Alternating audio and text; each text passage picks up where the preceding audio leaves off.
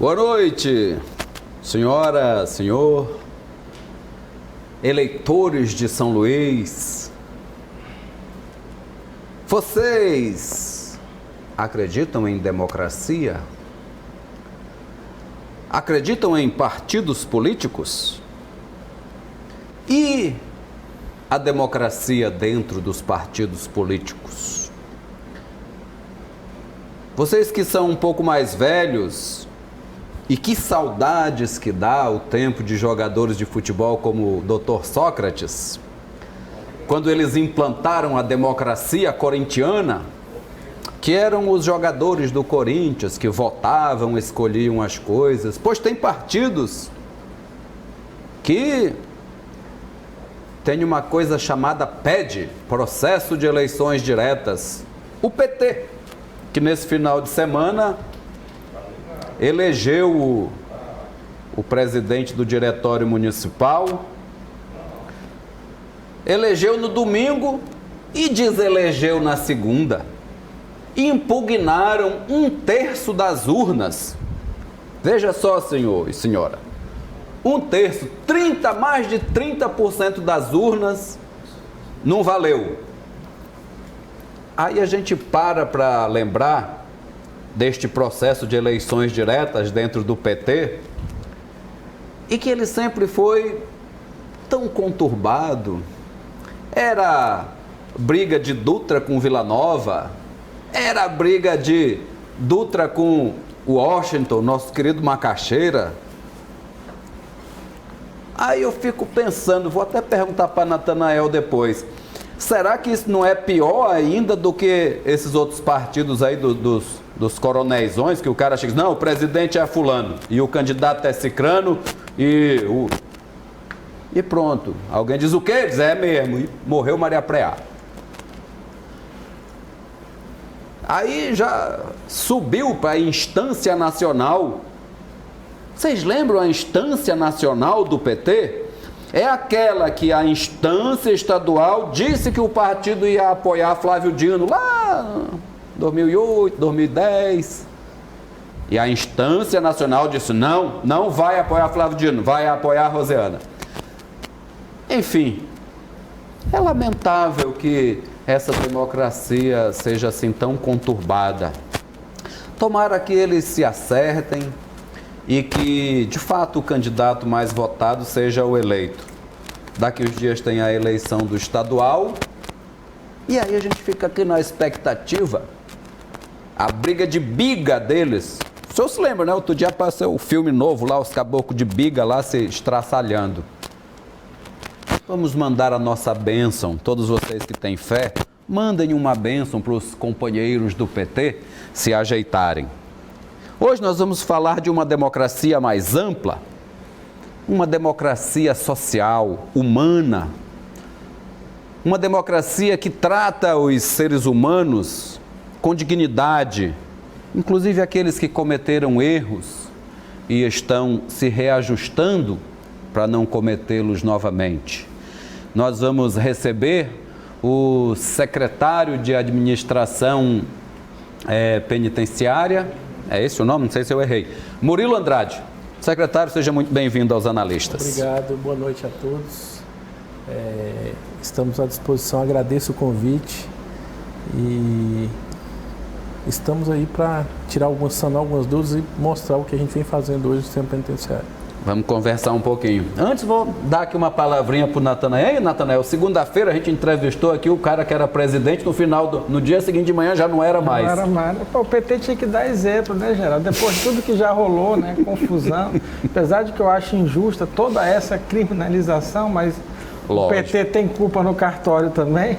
Pô, na eleição, dentro de casa tinha que dar exemplo, né, Geraldo? E a galera já bagunça desse jeito. Eu só vi os vídeos lá, a galera de madrugada lá, cercando e tal. Mas é o PT, né, Geraldo? Eu mandei uma mensagem para o presidente estadual do partido, meu amigo de infância, Augusto Lobato. Eu só perguntei assim, Augusto, por que as urnas foram impugnadas?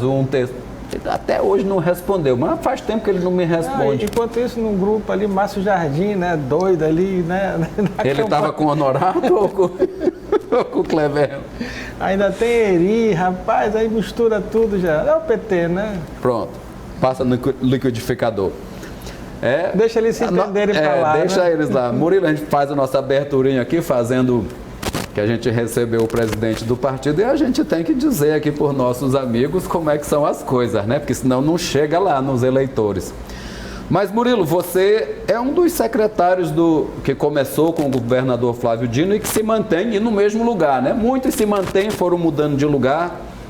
Você, eu vou chamar de batata quente, mas você não se incomode com o nome que eu vou dar, que assumiu que a Pedrinhas era uma batata quente naquele momento. Quando assumiu, foi muito acusado pela imprensa de oposição. Isso, e recebeu uma instituição que vinha de um histórico tenebroso. Eu acho que não tem outro nome, é esse mesmo, que deixou muita gente perplexa.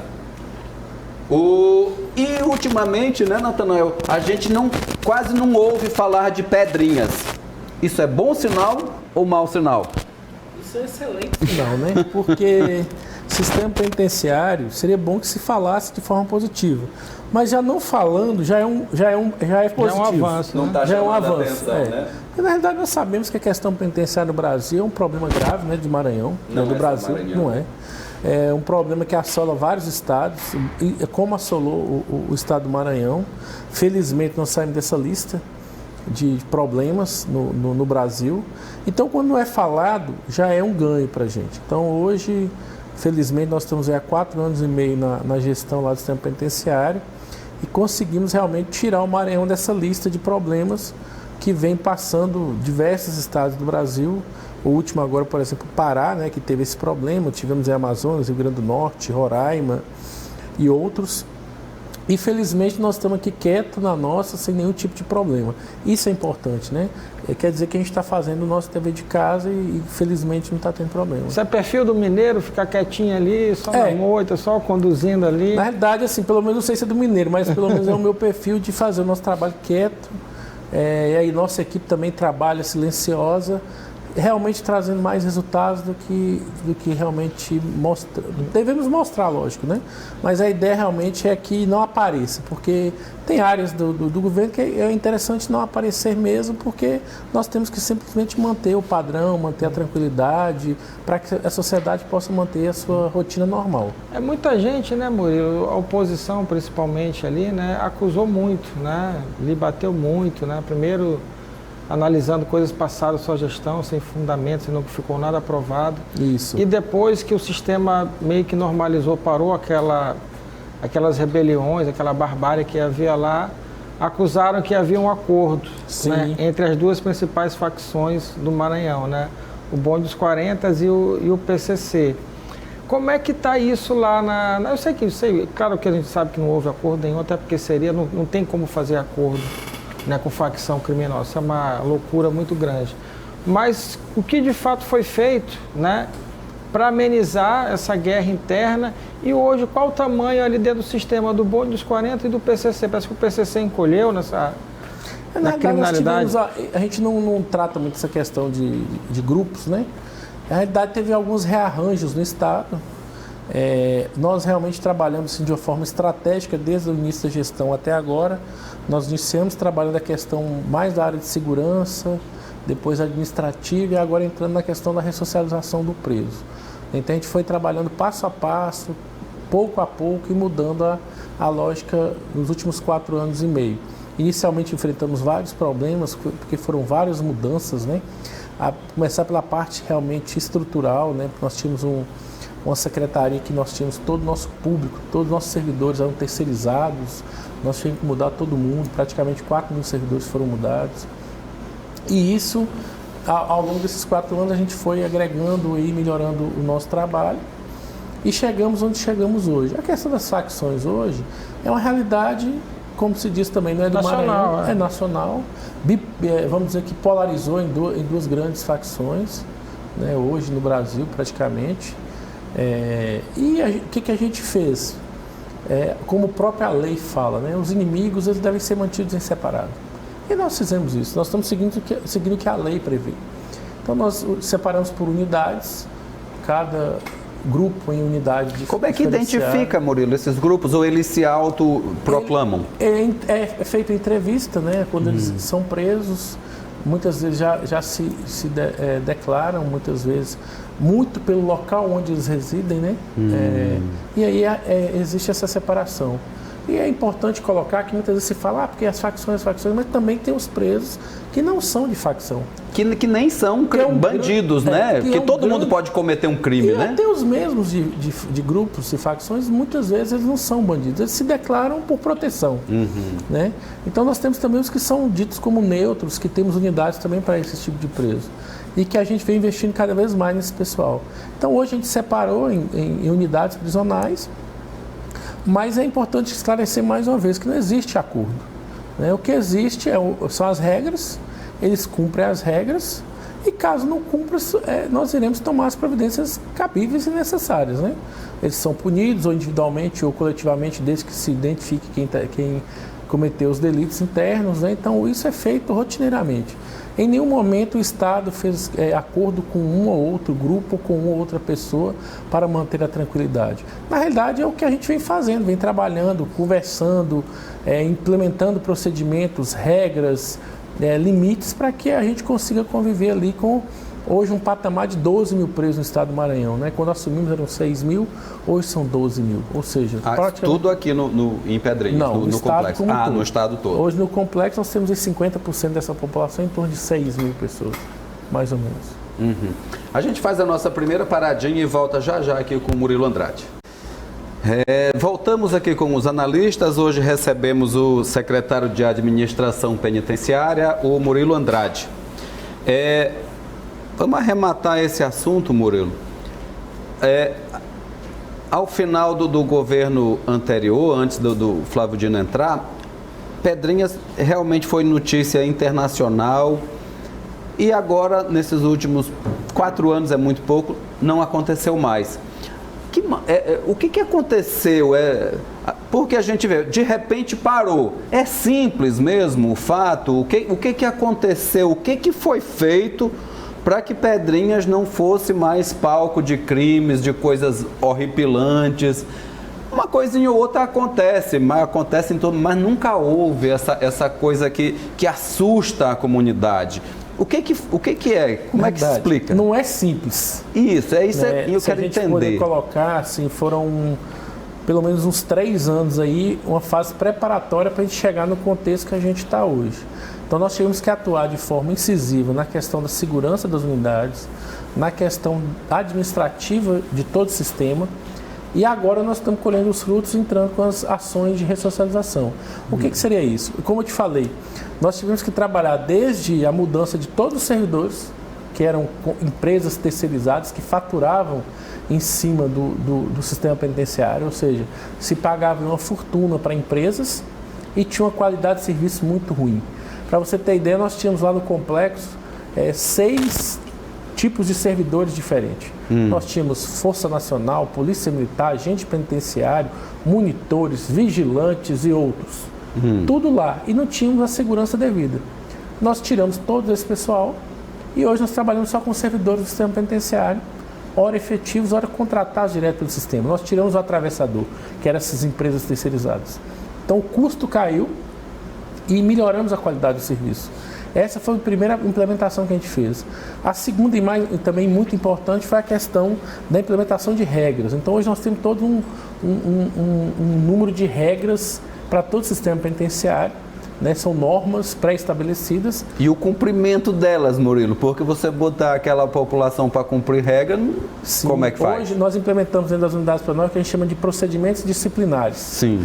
Então todo preso que ele descumpre alguma regra, ele é punido, né? Então, vamos dizer que ele teria que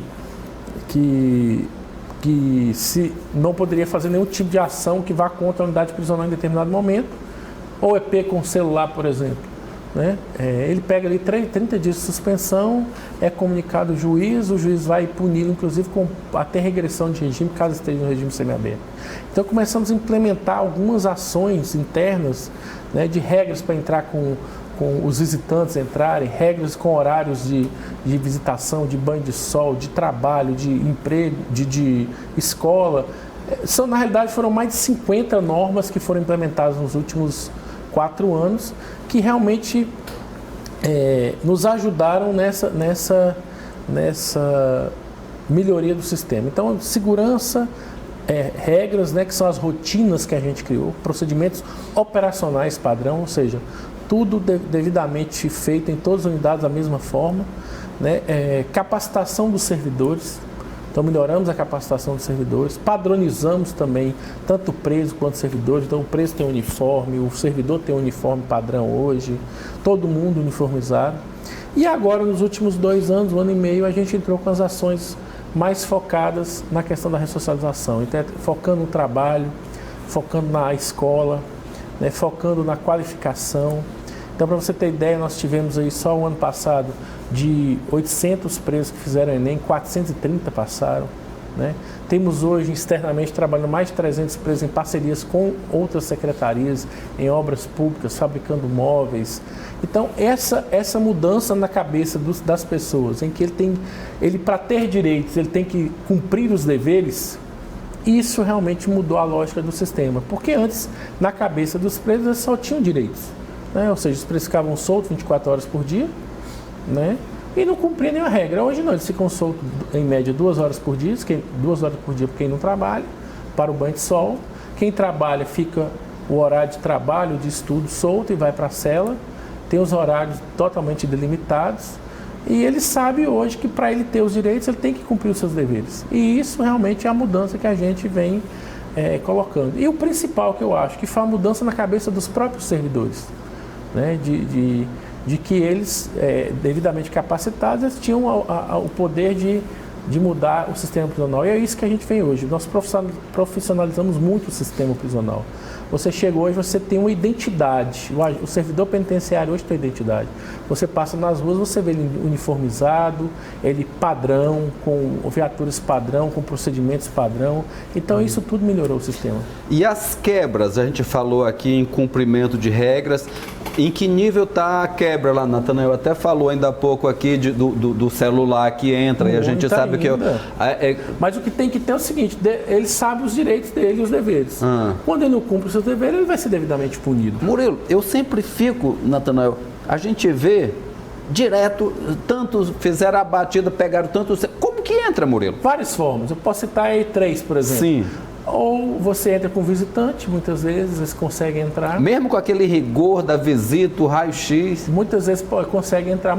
Para você ter ideia, nós já aprendemos lá em uma das entradas que a gente tem do complexo de Pedrinhas, mais de 200 pessoas entrando com droga, desde quando foi implementado. E mesmo assim ainda muita gente consegue passar. Nós temos por servidores corruptos, que a gente também identifica, prende ou manda embora. E também através de uma outra forma que muitas vezes acontece, que a gente consegue identificar também arremessos de por cima do muro, né? Então são várias formas que a gente consegue. E toda vez que a gente identifica o celular ou droga que algum preso é flagrado, ele é punido, né? Punido com uma sanção de no mínimo aí 30 dias, e ainda pode ter a regressão do regime junto ao Poder Judiciário. Então isso tudo...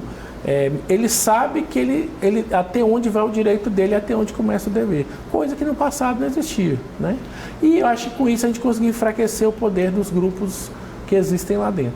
E os presos de alta periculosidade, quando a gente se encaixa nesse processo de ressocialização? Bom, a gente fez um trabalho diferenciado. Primeiro é separar as lideranças, né? Eles foram separados em uma unidade e ficam separados os demais presos. Agora em dezembro vamos inaugurar aí a nossa unidade de segurança máxima e eles serão levados para essa unidade. Mas hoje as lideranças de todos os grupos, os presos mais perigosos, que também não estão vinculados a grupo, eles ficam em unidade apartada dos demais, em torno de 150 presos. É pouca gente, né? As grandes lideranças mesmo. Pô, tu acha pouco, já? 150 líderes aí, rapaz, a gente. Não seria líderes, seriam presos problemáticos, lideranças, presos que teriam um certo problema, presos perigosos, né? Presos assaltantes de banco, esse tipo de coisa. E como é que é? Eu sempre fico pensando, até e falei... o tamanho dentro do presídio? Acabou nem respondendo, secretário. Quem está maior hoje lá, o bonde dos 40 ou o PCC? Essa questão, a gente não gosta muito de falar de questão de grupos rivais, mas logicamente a local aqui ela tem uma abrangência maior, né? Mas nós temos, além desses dois, nós temos outro grupo também que vem se destacando a nível nacional aí. E o entorno ali do complexo, Murilo, que tem casa grudada muito perto lá, isso aí é problemático? Isso é necessário, fundamental, urgente resolver isso? Qual é a complexidade dessa situação? Nós temos de um lado lá realmente um problema, né, que é o lado, para quem sai do São Luís do lado esquerdo, que é ali, que a gente chama de centro de triagem, é um problema realmente que a gente tem, que foi o crescimento desordenado das casas e atrapalha muito, né?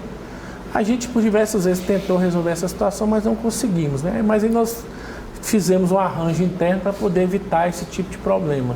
E hoje até que não está dando tanto problema, não. Como é esse arranjo interno? Nós mudamos os presos que ficavam na unidade, que fica próximo das casas, e aí hoje nós não temos o tipo de problema que tinha no passado, por exemplo, que foi lá onde a caçamba quebrou um muro. Isso, onde se teve um túnel recentemente. Onde explodiu o muro. Então, o preço que está lá hoje não tem esse risco de acontecer isso.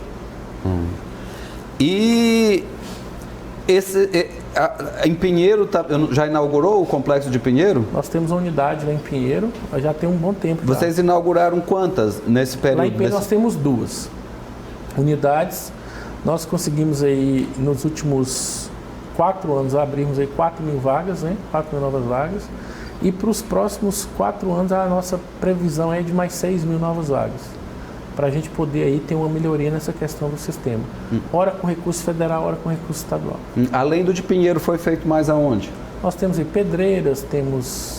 Inaugurado nos últimos 4 anos. Pedreiras, Coroatá... Foi em Coroatá que teve um movimento das pessoas que não queriam que fizessem o complexo? Eu acho que recentemente eu li alguma coisa a respeito. Não, o Coroatá é mais antigo um pouco. É mais antigo, né? Aí nós temos em construção hoje Brejo, Governador Nunes Freire, temos aqui em São Luís 2, temos algumas no interior, vamos inaugurar 2 unidades novas agora no interior, em Colinas e em São João dos Patos na sexta-feira. Temos Governador Nunes, temos Godofredo Viana em obra, várias ampliações. Né, temos 4 unidades prisionais em parceria público-privada já previstas para os próximos 4 anos também. Você acha, Murilo, que a construção dessas unidades, por exemplo, certamente essas unidades vão abrigar pessoas dessas regiões. Isso ajuda na ressocialização? Com certeza.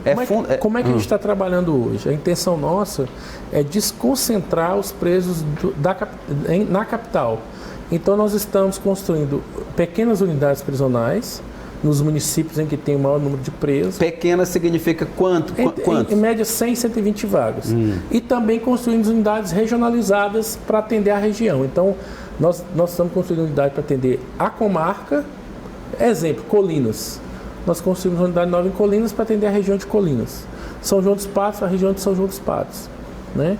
Mas, por exemplo, nós estamos construindo em Brejo para atender a região toda de Chapadinho, uma unidade bem maior que vai atender uma região mais abrangente. A ideia é que esses presos não venham para a capital como vinham no passado e ainda vêm, que isso sim gerou esse acirramento entre os grupos do interior com a capital. Entendi. A gente faz mais uma paradinha e volta já para fechar a nossa entrevista. Voltamos com os analistas. Hoje recebemos o secretário de Administração Penitenciária, Murilo Andrade.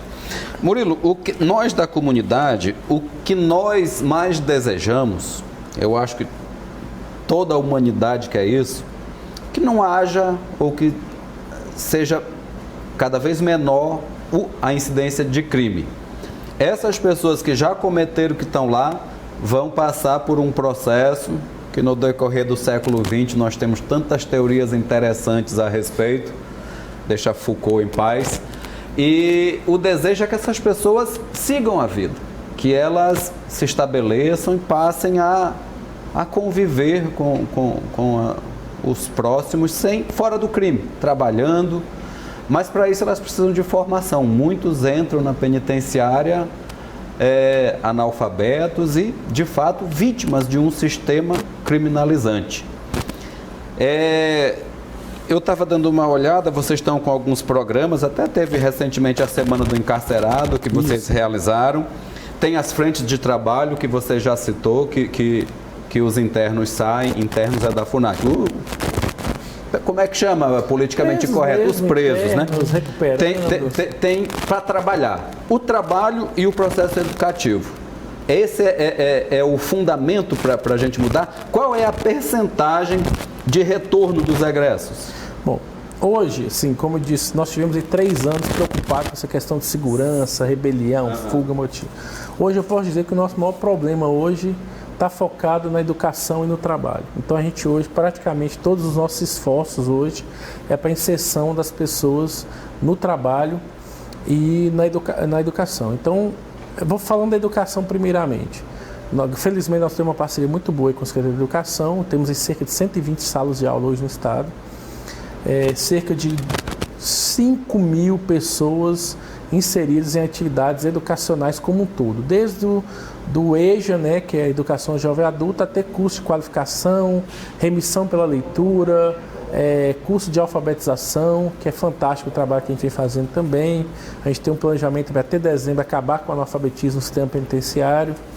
Então, cerca de 5.000 presos hoje inseridos em atividades educacionais, focando sempre no Enem, no Enseja, que é para a formação de primeiro e segundo grau. E, por outro lado, nós temos a questão do trabalho.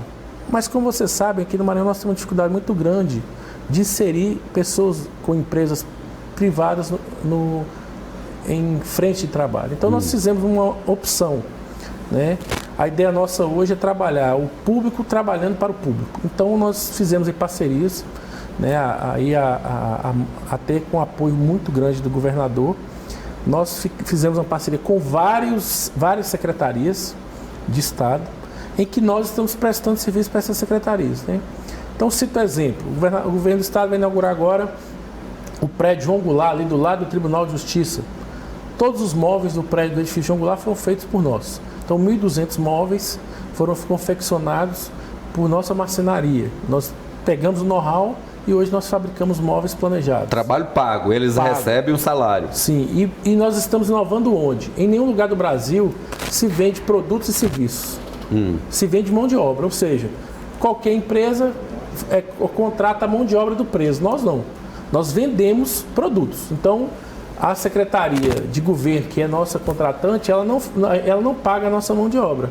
Ela paga por móveis. Então, um móvel custa tanto. Entendi. E esse móvel, em média, é 60% mais barato que do mercado, né?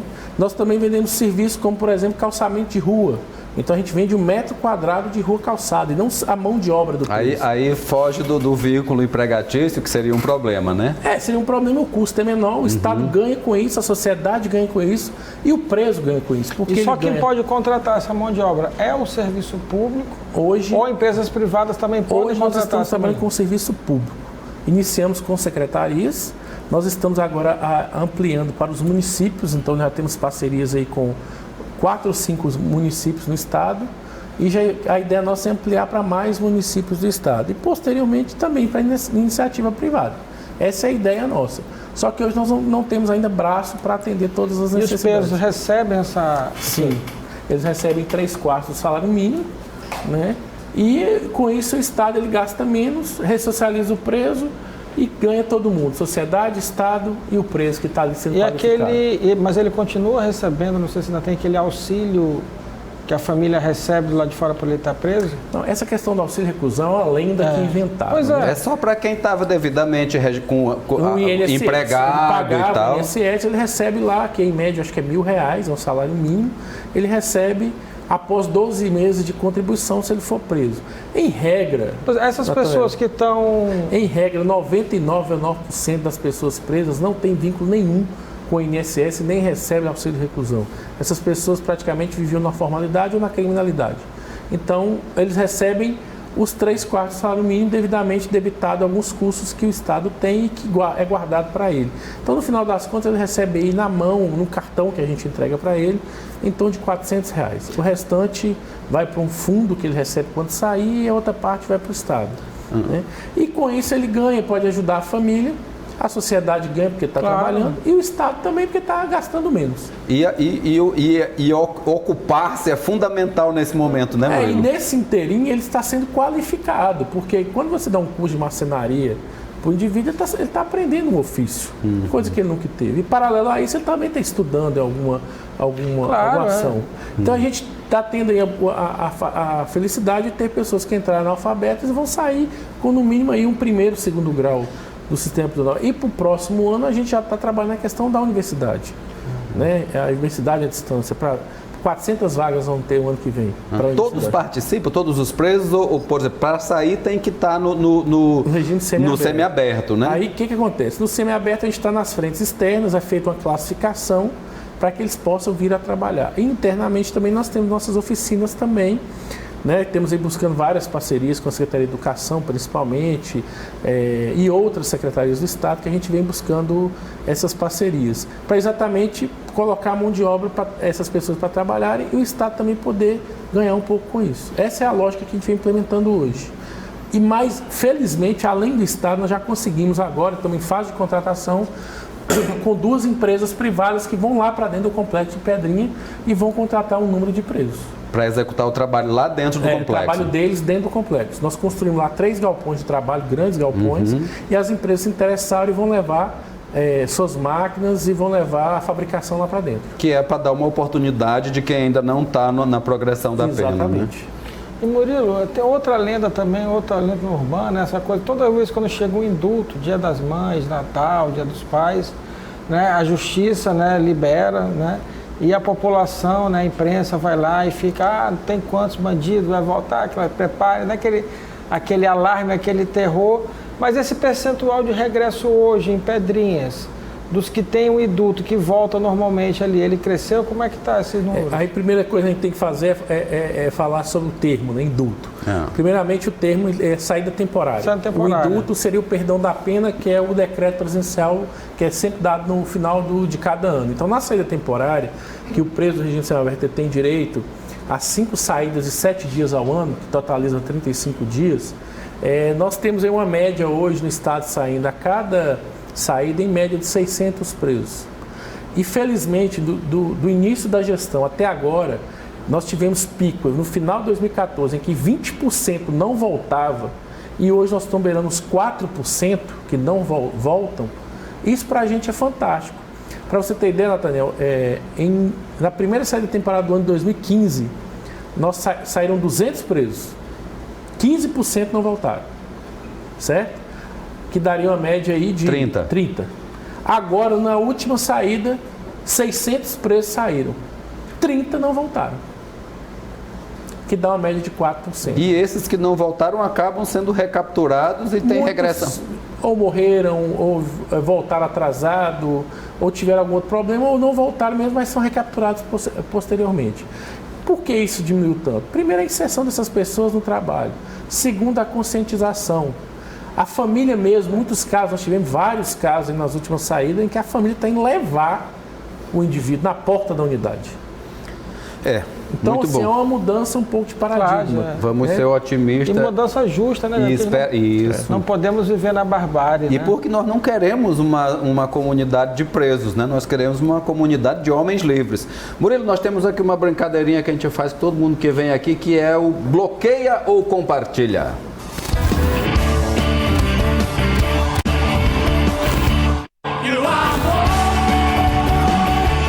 Então, nesses tempos de redes sociais, todo mundo bloqueia ou compartilha alguém. Então, eu vou te mostrar umas figurinhas aqui para ver o que você acha. Bota primeiro, Jorge. O governador de Minas, Romeu Zema. Olha aí, Natanael, como é que tu bota um cara desse pro secretário, rapaz? Bloqueia ou compartilha o Romeu Zema? Paz, eu tenho o meu termo, mas eu vou compartilhar porque ele tem boa intenção. Falta um pouco de experiência, mas é uma pessoa bem intencionada, eu acredito nisso, entendeu? Mas ele com o tempo, ele acho que ele realmente tende a fazer... Vai aprender o que é política, né? Na real. Sim, ele é bem intencionado, é um empresário, mas de política mesmo, acho que ele não sabia onde ele estava entrando. Tomara que saia aquele empréstimo para ele atualizar o salário dos funcionários de Minas. Mas ele está com um pepino na mão, muito grande. Quem é o segundo? Tá aí, ó, o deputado Aloysio Mendes, muito envolvido com o sistema de segurança de modo geral. O senhor bloqueia ou compartilha isso? Eu desconheço, eu não tive muito contato com a Aloysio, né? Assim, muito pouco. Já lhe ajudou em alguma coisa? Não tive nenhum contato com a Aloysio. Então, deixa quieto, Aloysio. Quem é o terceiro? Tá aí, o ministro Sérgio Moro. Eu bloqueio. Bloqueia. Bloqueio. Qual é o principal motivo dessa bloqueada, secretário? Eu acredito assim, a gente tem que fazer, na questão prisional, acho que tem que avançar um pouco mais, acho que a gente está muito aquém, acho que a gente tem que ter mais apoio para esse problema. Eu acho que ainda não está sendo feito o que realmente deveria ter sido feito. Parece que ele vai... Eu falo assim, bem tecnicamente, certo. Nada político, mas eu acho que ele tinha que ver mais um pouco para o nosso lado. Eu acho que ele vai ficar desempregado já. Para finalizar, quem é que tem aí? Por falar em direitos humanos, tá aí, ó. Essa é a ministra que nós temos, Murilo. Lá tá, Marina. Também bloqueei, totalmente. Mas ela devia ajudar, né? Não, essa aí, sem comentários. Secretário, parabéns pelos resultados que vêm sendo obtidos em nome do seu nome, em nome do governador, do secretário Chico Gonçalves, que está sempre junto.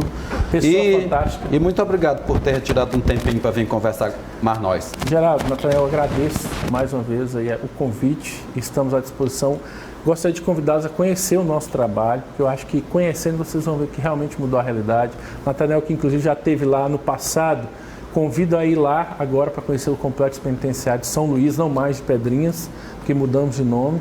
E realmente, assim, com o apoio que a gente tem hoje do governador, com o trabalho que a gente vem fazendo lá, realmente nós mudamos a realidade do sistema penitenciário do país. Então, do Estado. E, felizmente, a gente hoje está dando um novo horizonte às pessoas que estão privadas de liberdade e a sociedade só tem a ganhar com isso. Então, agradeço mais uma vez. Com certeza, parabenizar também o secretário. É um cargo venenoso, Geraldo, você... sabe, tá lidando ali no seu dia a dia, né, com pessoas que cometeram crimes, alguns crimes bárbaros, né? Aquela coisa, é um ambiente ali muito pesado de se trabalhar, muito carregado. E a gente sabe, né, eu não queria, né, isso para a minha vida, mas agradecer, né, saber que o comando penitenciário está em boas mãos, uma pessoa técnica, preparada, e que os resultados a prova que são incontestáveis, né, Geraldo? Eu acho que é o mais importante, a gente não viver na barbárie, né? Ter um sistema que prenda, que puna e que ressocialize, que é o mais importante, porque, né, não pode se condenar a pessoa, né, sem nem saber, né, qual é a real intenção dela, né, se melhorar de vida, se naquela situação. E esse discurso aí de bandido bom, bandido morto, aí acho que... Não vinga. Não vinga, só faz aflorar, né, os ânimos sociais, que a gente está vivendo numa guerra. É muito importante ter um recuo nessa área. Eu parabenizo o secretário pela atuação. Eu acho que o caminho é esse, Geraldo. Parabéns, secretário. Obrigado, querido. É isso aí. E eu estendo esses parabéns a todos os trabalhadores do sistema penitenciário. Eu tenho parentes que já trabalharam nisso em outros lugares do país e não é fácil, mas é um trabalho que tem que ser feito. E tem que ser feito com dignidade, com respeito, porque estamos lidando com seres humanos. Seres humanos que nós queremos que sejam iguais a nós, livres, com trabalho, cuidando das suas famílias, sejam elas de que tipo forem.